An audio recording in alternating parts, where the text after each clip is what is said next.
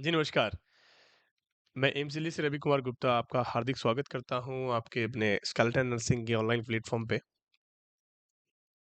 आप सभी को गुड मॉर्निंग।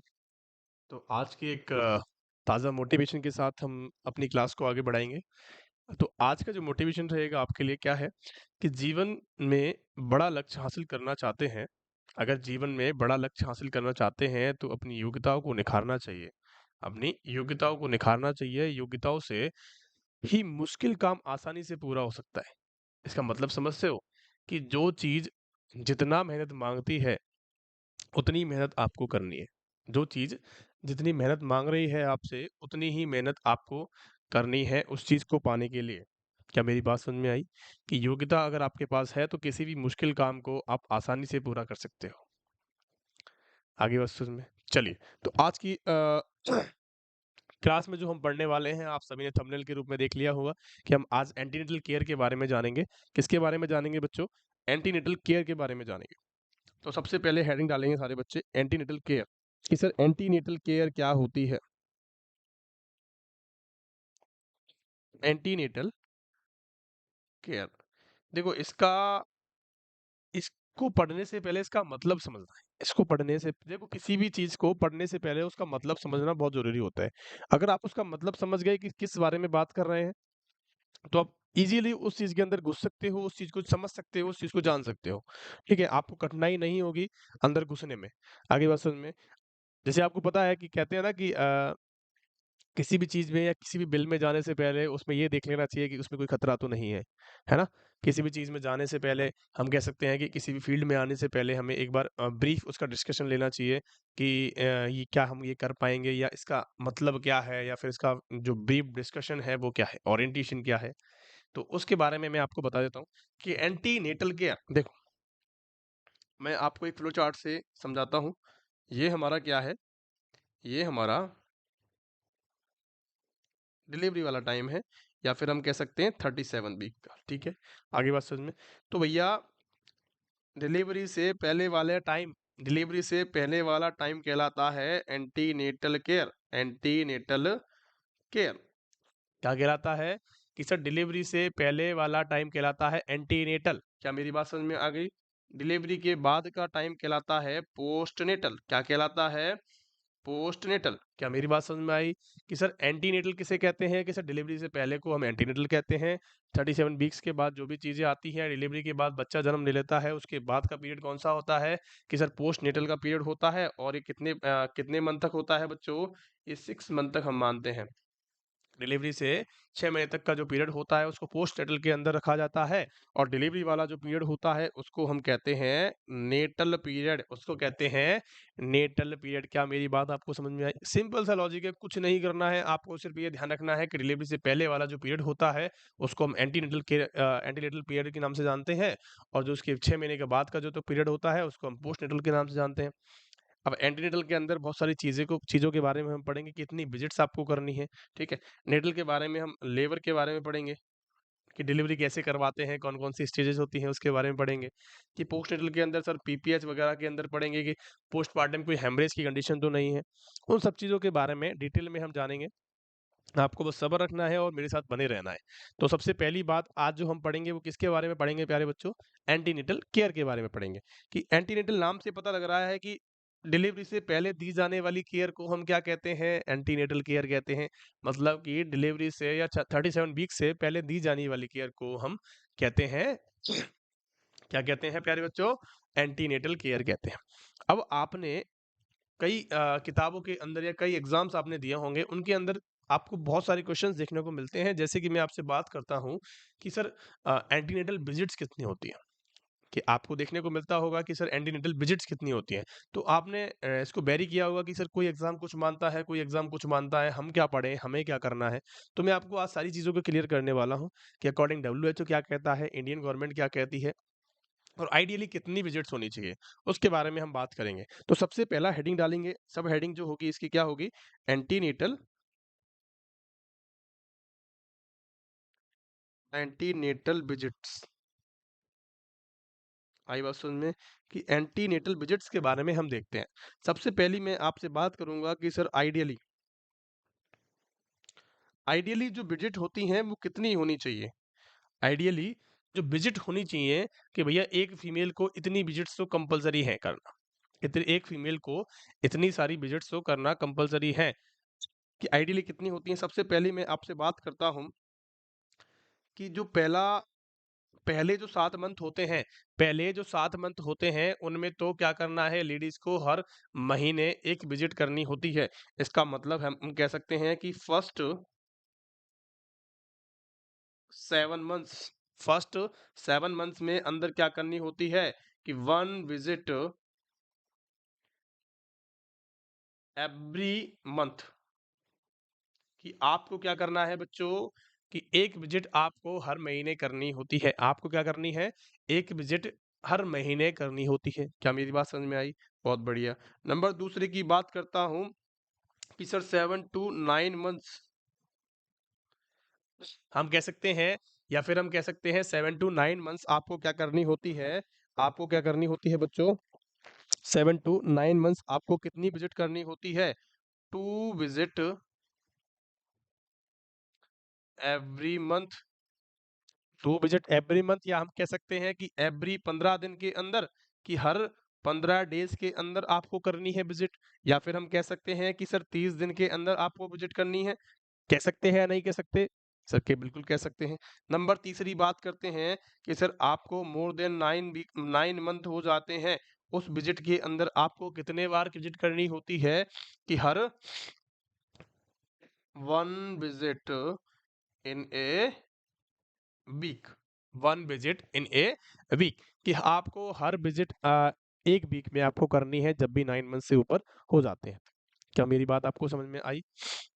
कि अगर मैं आपसे इसमें विजिट की काउंट करके बताता हूँ कि कितनी विजिट्स हो गई सर कि अगर इसमें विजिट हो गई भैया 7 महीने में 7 विजिट करेगी इसका मतलब कि 7 विजिट तो ये हो गई, ठीक है? प्लस अगर 7 से 9 महीने के अंदर 2 विजिट करती है, 2 विजिट एवरी मंथ अगर 2 महीने की बात करते हैं तो 2 महीने के अंदर कितनी विजिट हो गई? 4 विजिट हो गई। कि भैया हर 15 दिन में कर रही है तो 2 महीने में 4 विजिट हो गई, तो 4 तो ये हो गई। कि सर अब क्या करते हैं कि 9 मंथ से जितनी भी ऊपर विजिट होती हैं, तो वो कितनी होती हैं? कितनी होती हैं बच्चों? तो भैया कहते हैं कि सर आपने अगर किसी महिला को अगर किसी किसी महिला की सपोज़ दैट कि 9 महीने 7 दिन के अंदर ही डिलीवरी हो जाती है, तो उसकी कितनी विजिट हो जाती हैं? लगभग 12 विजिट हो जाती हैं। होती है, नहीं होती? अगर आपसे एक ही आंसर पूछे तो आपको 12 विजिट बताना है और अगर पूछे आपसे रेंज के अंदर कि सर रेंज कितनी होती है क्योंकि आपको क्या करना है कितना बताना है कि सर 12 से 15 विजिट देखने को मिलती हैं एक आइडियली जो विजिट्स होनी चाहिए वो कितनी होनी चाहिए मेरे प्यारे बच्चों हमारी 12 से 15 विजिट्स आपकी होनी ही चाहिए। क्या मेरी बात समझ में आई? क्या मेरी बात समझ में आई? यहाँ पे किसी भी प्रकार की कोई कन्फ्यूज़न की बात है? अगर मैंने आपको इसके वीक्स के बारे में क्वेश्चन दे दिया जाए आपको वीक्स के बारे में क्वेश्चन दे दिया जाए तो क्या आप कर सकते हो? कि मैं आपसे कहूँ कि सर 28 वीक्स तक हमें कितनी विज़िट करनी है तो आपको बताना है कि सर 7 चौका 28 7 को अगर 4 वीक से गुणा करते हो या 4 से गुणा करते हो तो वही 28 वीक देखने को मिलते हैं। तो उनमें भी आपको हर विज़िट इन एवरी 4 वीक्स, हर विज़िट इन एवरी 2 वीक्स ऐसे कर सकते हो, हर विज़िट इन एवरी वीक। कर सकते हैं या नहीं कर सकते? कि सर बिल्कुल कर सकते हैं। यहाँ पे किसी प्रकार का कोई कन्फ्यूज़न नहीं होना चाहिए। क्वेश्चन करके ऐसे आएगा कि आइडियली विजिट कितनी होनी चाहिए, तो आपको एग्ज़ैक्ट आंसर देना है तो आपको 12 विजिट लिखना है और आपको अगर रेंज के अंदर पूछा जाए तो 12 से 15 विजिट आपको करना है। चलिए, तो ऐसा करना क्या पॉसिबल है हर वुमेन के लिए?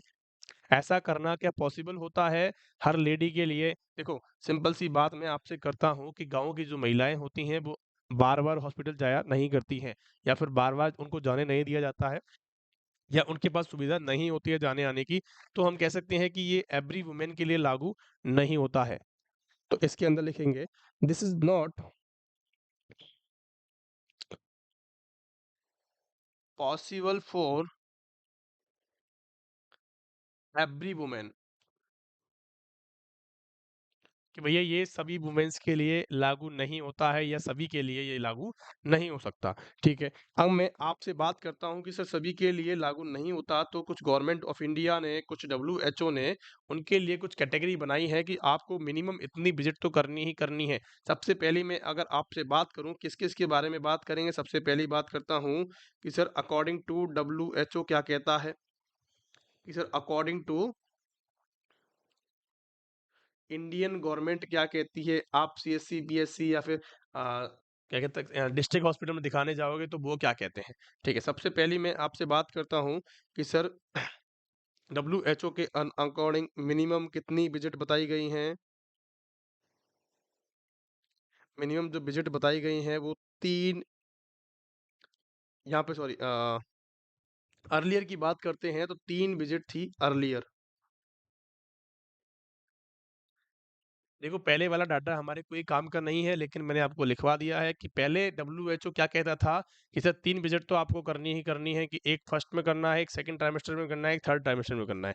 लेकिन नाउ रिसेंटली क्या कहता है कि सर नाउ रिसेंटली ये अपडेट हुआ है बच्चों, इसका ध्यान रखना है। ये अपडेट चीजें हैं, आपको बिल्कुल लिख लेनी है इसको। अगर किसी के पास लिखी नहीं है तो इसको लिख लेना है। यहाँ पे आपको अपडेट चीजें ही मिलेंगी। अगर क्वेश्चन एग्जामिनर पूछ लेता है तो आपको अपडेट के बारे में ही लिखना है, क्योंकि ये चीजें अपडेट हो चुकी हैं।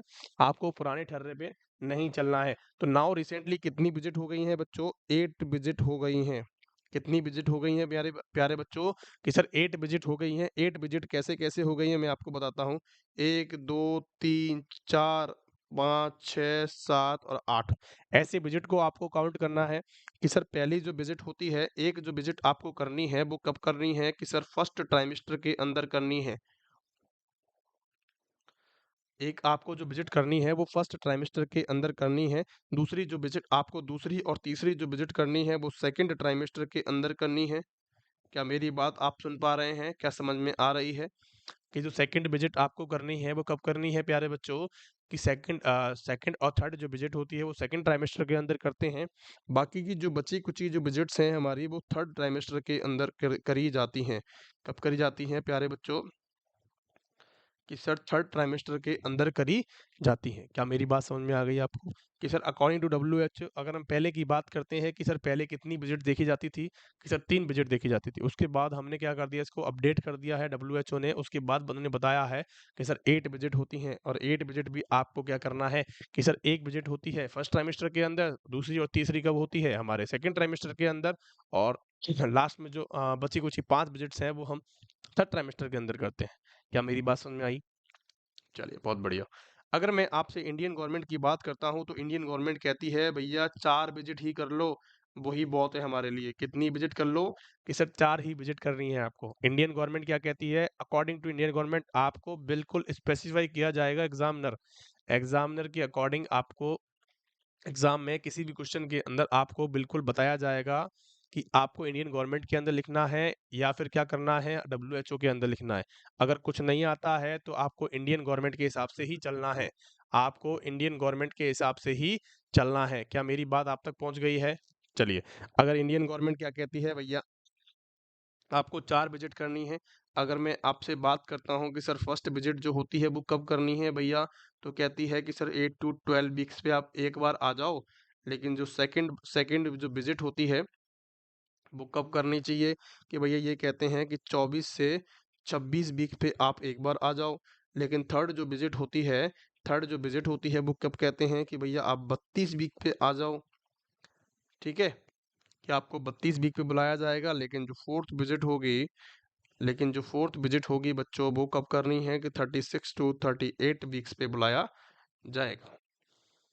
क्या आपको मेरी बात पल्ले पड़ी? मैंने आपको विजिट्स के बारे में बताया है कि कौन-कौन सी विजिट्स होती हैं। इसके बारे में बिल्कुल डेटा हमारा क्लियर है। आपको कहीं भी जाने की ज़रूरत नहीं होगी, इनसे बाहर कोई भी क्वेश्चन नहीं जाने वाला। अगर डेट से रिगार्डिंग कोई भी क्वेश्चन आता है या विजिट से कोई क्वेश्चंस आते हैं, तो आपका डेफिनेट करेक्ट होने वाला है। आपको बस थोड़ा-सा फ्लो चार्ट ये देखना है कि सर ऐसा आइडियली मानते हैं, डब्ल्यूएचओ ये मानती है, और हमारी जो इंडियन गवर्नमेंट है उसको ये मानती है। क्या मेरी बात समझ में आ गई? यहाँ तक कि क्लास में किसी को कोई डाउट है प्यारे बच्चों? चलिए अगले क्वेश्चन की तरफ चलते हैं। हमारा अगला क्वेश्चन क्या कहता है? मैंने आपको बताया कि सर एंटीनेटल केयर के बारे में। अब मैं आपसे बात करते हैं कि सर प्रोसीजर कौन-सा किया जाता है? जैसे ही हेडिंग डालेंगे, जैसे ही हमारे पास कोई फर्स्ट विजिट में आती है या फर्स्ट एंटीनेटल केयर के अंदर आती है, फर्स्ट विजिट में कोई महिला आती है, तो हम सबसे पहले क्या करते हैं? उस पेशेंट के साथ, ठीक है? तो उसके बारे में हम जानेंगे थोड़ा-सा कि हमें कौन-कौन सी चीज़ें उसके साथ करनी है। सबसे पहली बात लिखेंगे कि sir procedure at first visit, कि आपको पहली विजिट में पेशेंट के साथ क्या क्या करना है। सबसे पहली मैं आपसे बात करता हूँ, सबसे पहला जो पॉइंट हमें करना है कि सर हमें क्या करना है,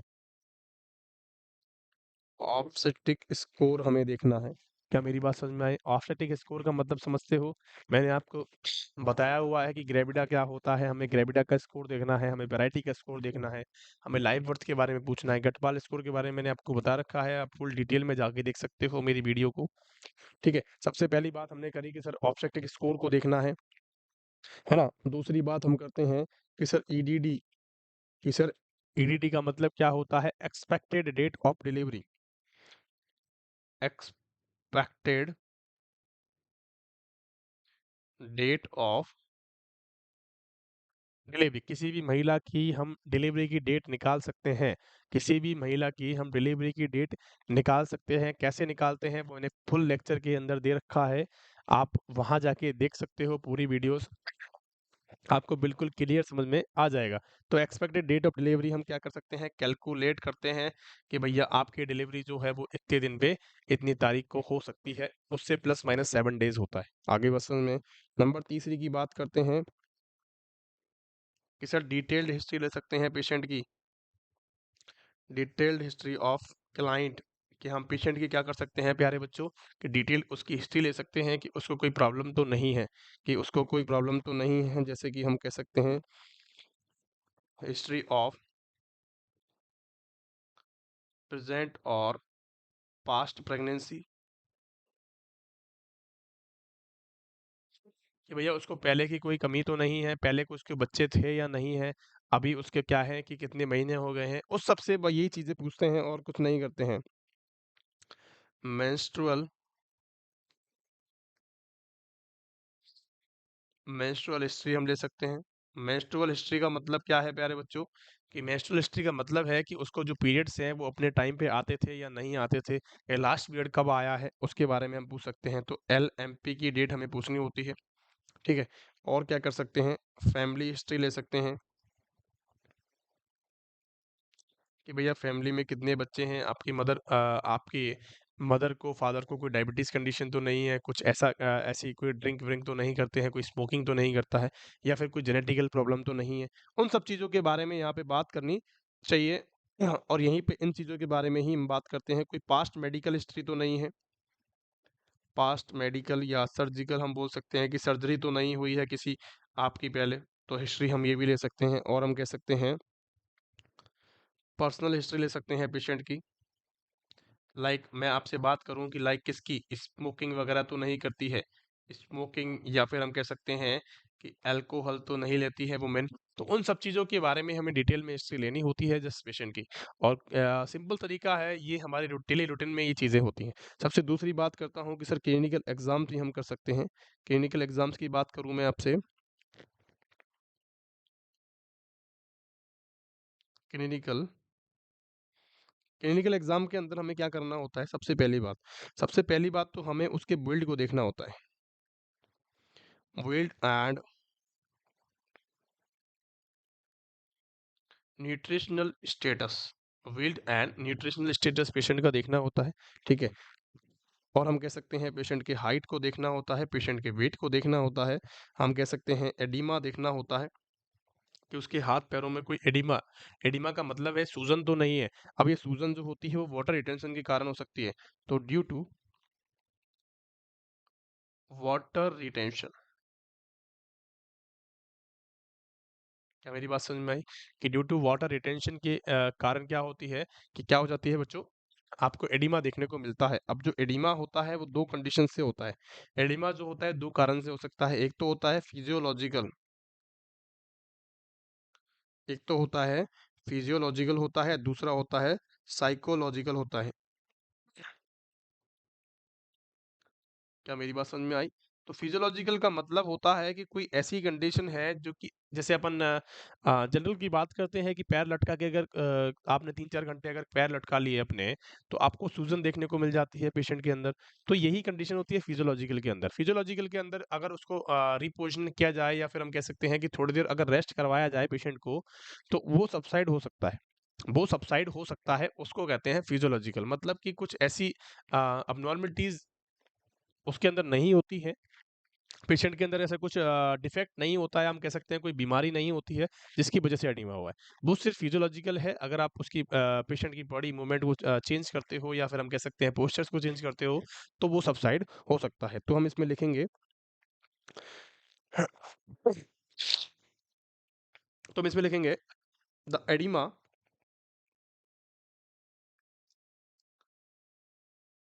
will be subside after rest. कि भैया थोड़ा-सा पेशेंट को अपने रेस्ट करवा दिया, उसके बाद उसका जो एडिमा है वो सबसाइड हो गया। बस यही कंडीशन होती है। दूसरी बात करते हैं कि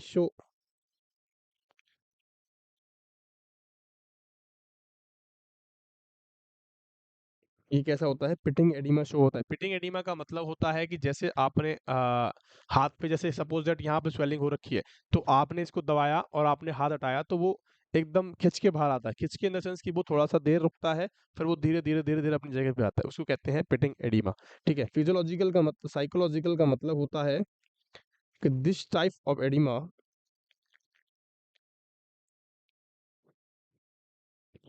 विल नॉट सबसाइड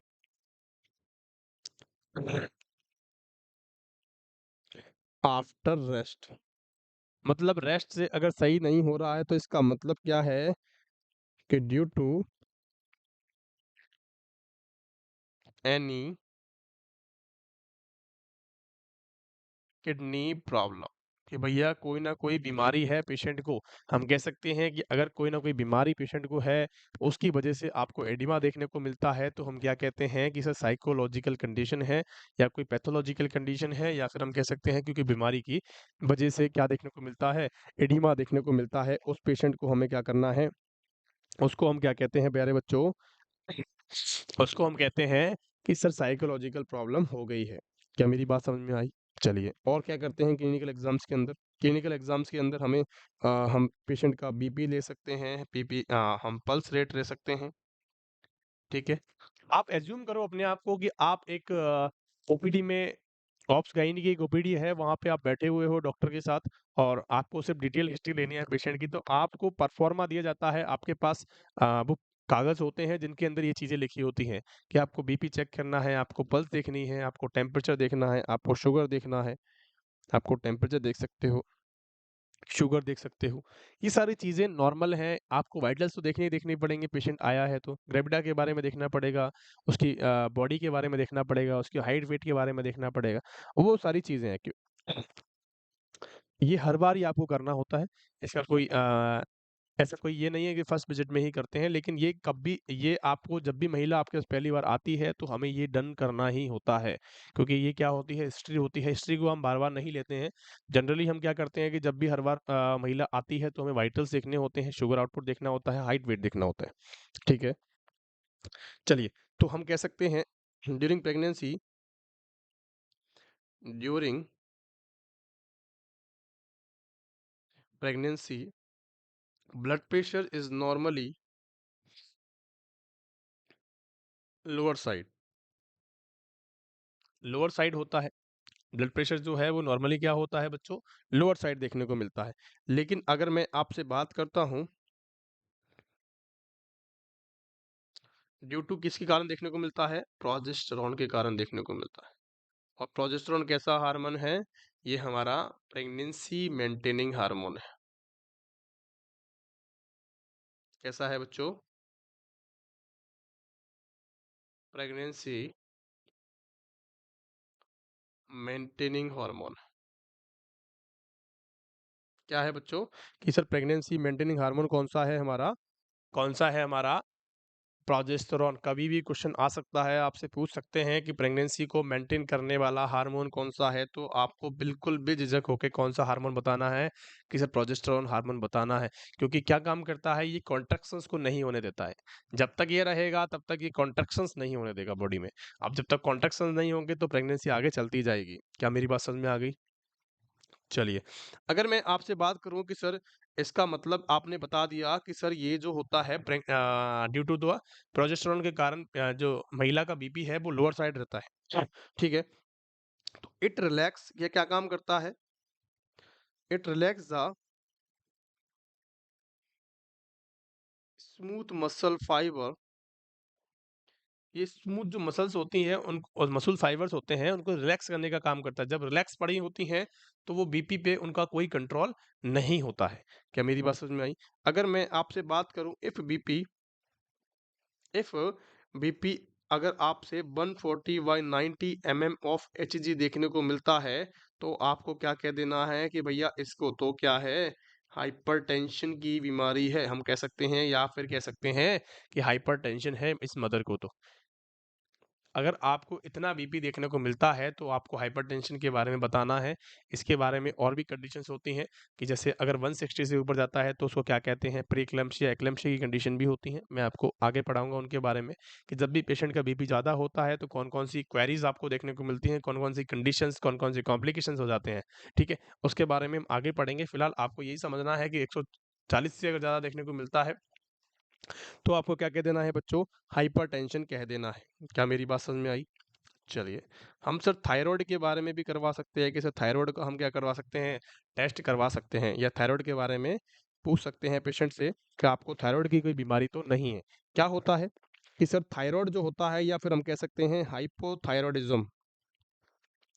हाइपोथायरॉयडिज्म का मतलब है कि decrease level of thyroid, decrease thyroid जो कि कहाँ से रिलीज होता है, हमारे थायरॉइड ग्लैंड से रिलीज होता है। अगर ये इसका लेवल है hypothyroidism is seen in pregnancy, तो क्यों देखने को मिलता है, तो due to iodine deficiency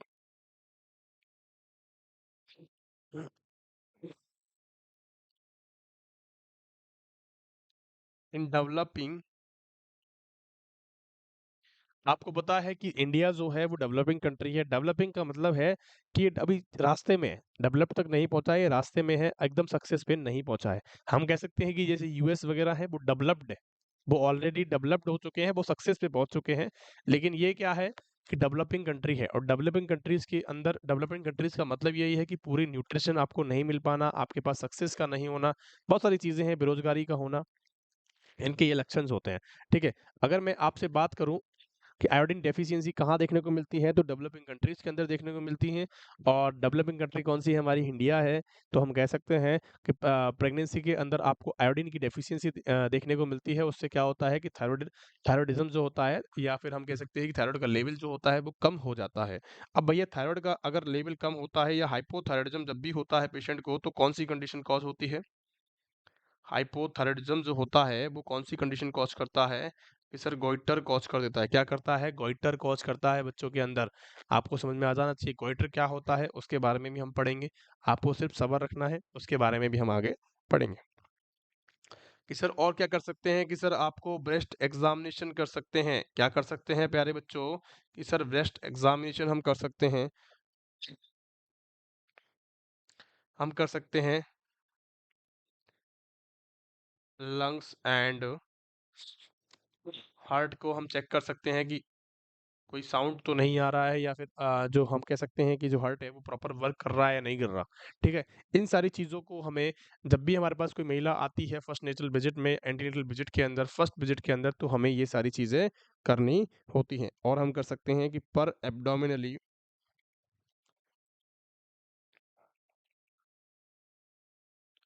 to check the fundal height.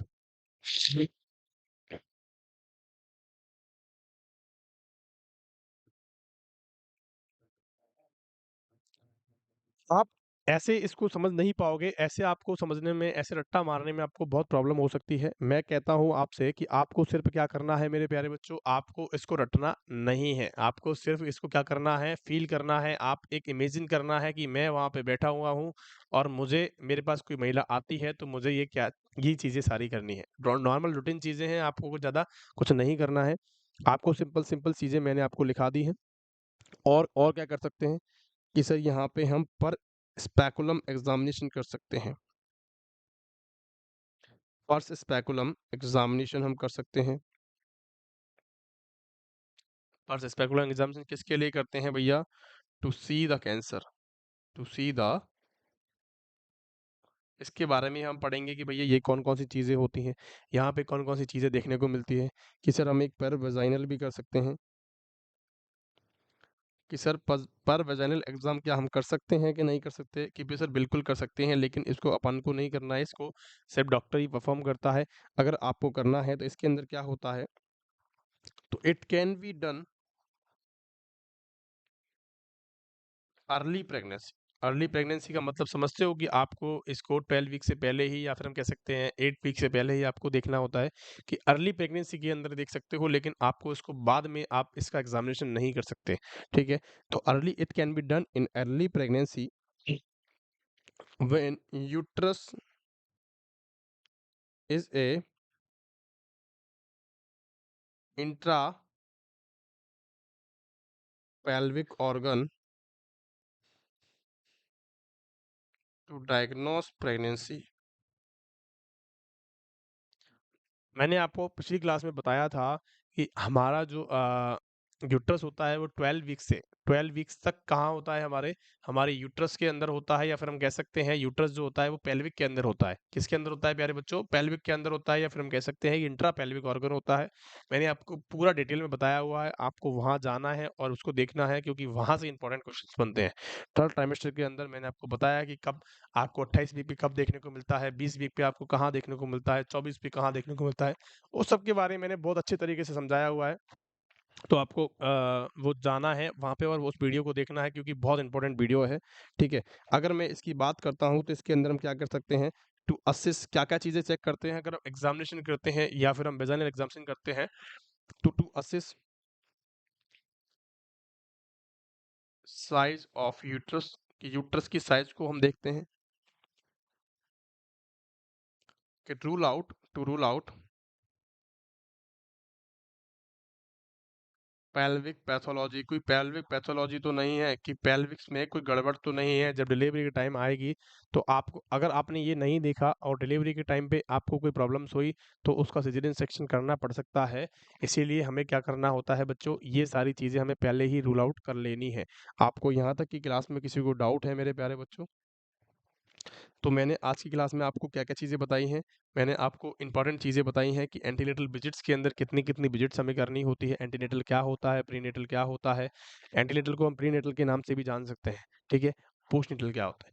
तो इन सब चीज़ों के बारे में आपको ध्यान से और अच्छे से पढ़ना है, ताकि आप एक अच्छा एग्ज़ाम क्रैक कर सको, अच्छे कंटेंट की तरफ जा सको और अच्छी एक नॉलेज आप रख सको। अगर किसी 4 आदमियों या 4 पब्लिक में आप बैठे हुए हो और आपसे किसी ने क्वेश्चन कर लिया, तो आप उसका आंसर बखूबी दे सको, कॉन्फिडेंस के साथ दे सको कि सर हमने ये पढ़ा है और ये अपडेट है।